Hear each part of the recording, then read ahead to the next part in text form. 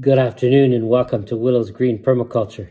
My name is Stephen Dixon and today I want to talk to you about fermented ginger. I'm going to show you how we make it, what we do with it, how we use it, what we mix it with, and why it's good for you, and show you a few taste tests. So, if this is something you're interested in, then let's get started.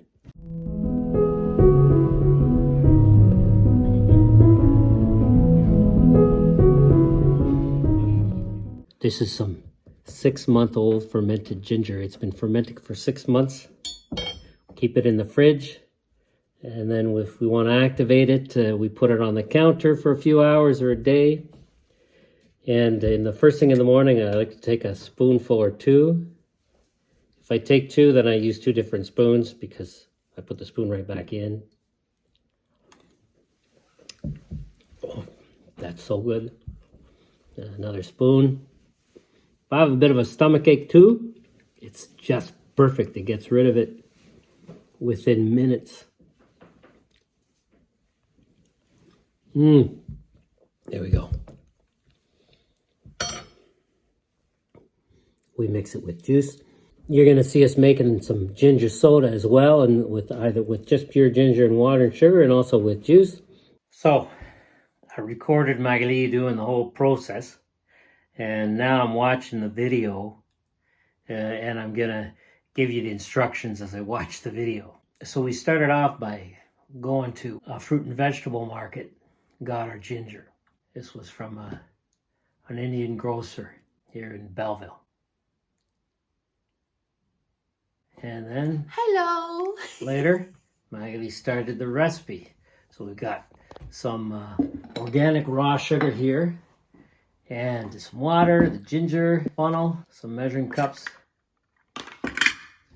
and a grater, another funnel. Anyway, you see everything there. All the stuff you need to make some fermented ginger. Different size jars, depending on how much you want to make. So the first thing was grating the ginger after, rinsing the ginger off and so on. And we grate it. We grate it whole. We don't peel it or anything like that. Just grate it. One whole piece of ginger, basically, is what Magali grated here. Well, what it ended up giving was, you'll see, it ended up giving about 1/4 cup of grated ginger.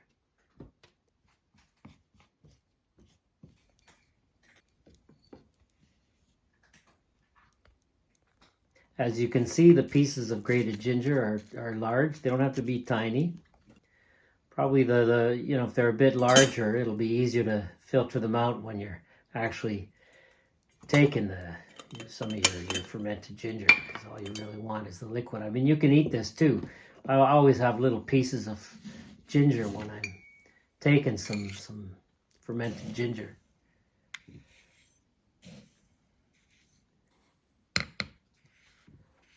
So for that 1/4 cup of grated ginger, Magali used 1/4 cup of raw sugar. So depending on how much ginger that you're going to make, you're going to use roughly equal amounts of sugar and grated ginger. Equal volumes of sugar and grated ginger. Now, use a full cup of water here. Those are 4 1/4 cups, so that's a full cup of water. And there you go.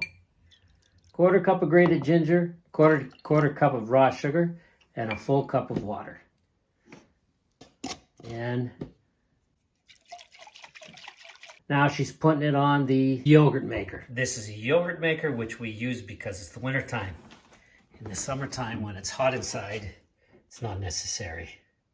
The yogurt plate surface is kept at about between 35 and 39 degrees Celsius. It feels warmer than that, but I just checked the user's manual. It keeps it between 40 and 43 degrees Celsius, or between 105 and 110 degrees Fahrenheit. Any higher and you'll kill the bacteria that you're trying to multiply. Now, if your house is cold like ours, that's why we're using that yogurt maker. But you can also put it in an oven, closed oven, and keep the lights on inside the oven. That'll keep it at a sort of a decent temperature, let's say. Obviously in the summertime or in a hot climate, if it's, it's 30 degrees Celsius out, it's what, in the 90s Fahrenheit. Well, on a warm counter and so on, it's in a kitchen, it's going to get hotter than that, and it should do. We don't need to really put it anywhere special when we're doing it in the summertime. From what you just saw Magali do, this is the result that you get. This is a 6-month-old fermented ginger.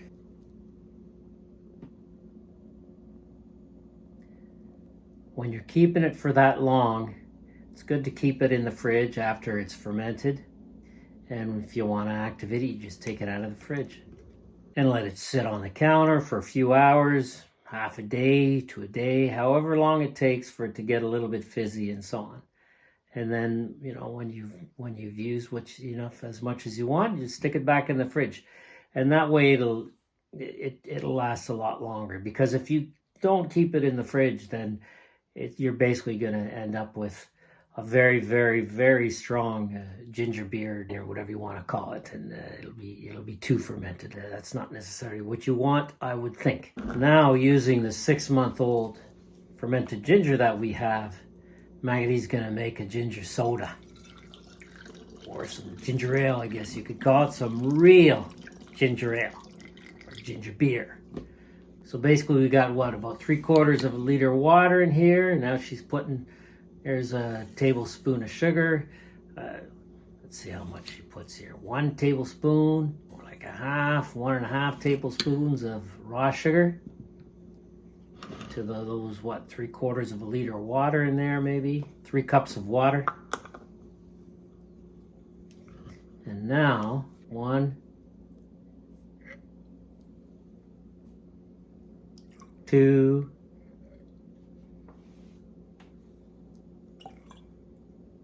3, 4 tablespoons of the liquid of the fermented ginger. You saw a few little pieces of ginger going in there. Nothing wrong with that. It gives you something to chew on. There you go. And now Magali's going to put that onto the yogurt maker as well, along with the ginger that she's fermenting. But already, because of the fact that there's already some fermented ginger in there, you can see it's fizzing up.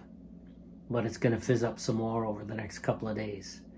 And I'll show you the result either tomorrow or the day after tomorrow. We'll see. We'll see how long it takes.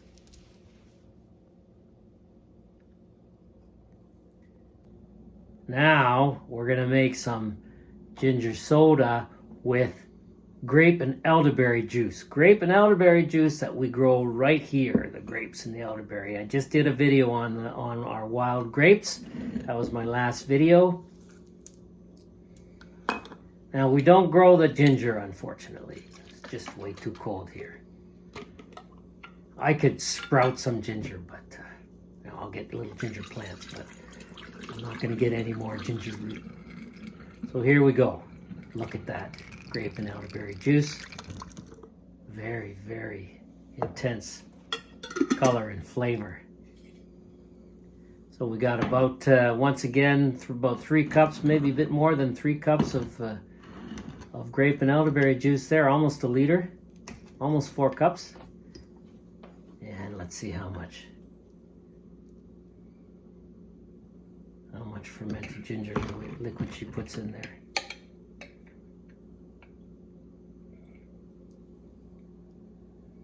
One, 2,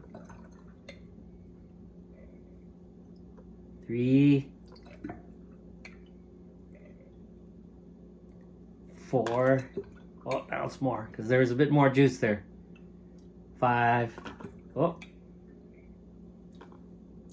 6. About 6 tablespoons. Now that's just a regular kitchen tablespoon. It's not exact. This is not an exact science. Things will vary. The quality of the ginger will vary. The strength of the ginger will vary. The different types of sugar you might use will vary. But try and use an organic sugar. Try and use a raw sugar. You know, the less processed, the better. There you go. Look at all that fizziness. So Magady's going to put that onto the old container, leave it there as well for a day or two. You know, she'll pop it once a day to see how it's doing. Oh, wasn't enough juice in there, so she's going to add some more grape and elderberry juice.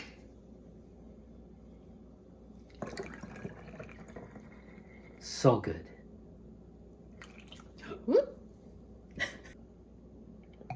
There's too much there. There we go. You need a bit of space on the top of the jar so that, there we go. Some grape, elderberry, and ginger soda, some ginger ale, and some ginger just starting to ferment.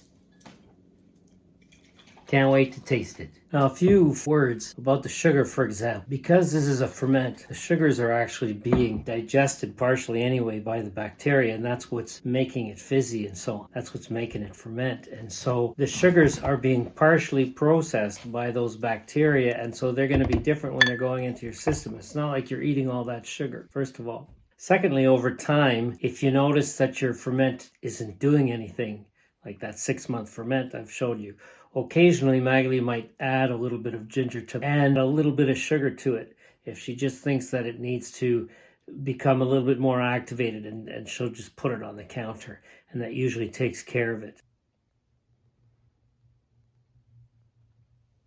The next day, let's see how our ginger sodas are doing.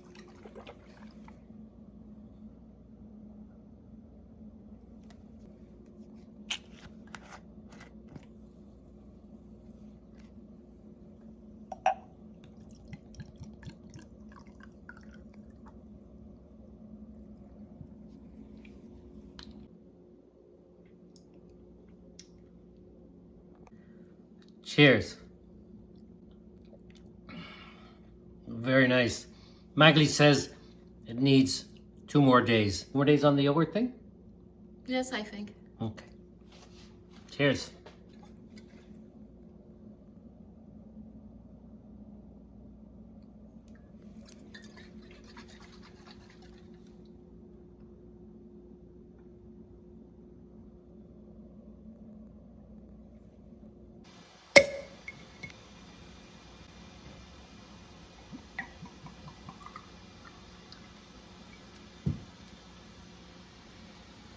Cheers. Wow. This is only after 24 hours. It's really delicious. The flavor is just wonderful. For me, it's just really, really special because this is so healthy. It's the grape, it's the elderberry, and then it's the ginger soda. So we have been able to make a ginger ferment using the fruit that we grow here at home. And so I'm looking forward to making more and more and more of it. Cheers. I hope you liked the video. Hope you learned something from it. You found it useful. If you liked it, then please give it the thumbs up. Share with your friends. If you have any questions or comments, don't hesitate to stick them in there. You know that I answer all your questions and respond to all your comments. And even though I didn't talk about any plants today or any growing and stuff like that, a little bit of grape and elderberry, but if ever you need any seeds for your gardens, then check out our website, willowsgreenpermaculture.com, and our seed catalog. That's one way you can support our channel and support what we do, what we're doing here. Thank you very much for watching. Have a wonderful week, and we will see you next time.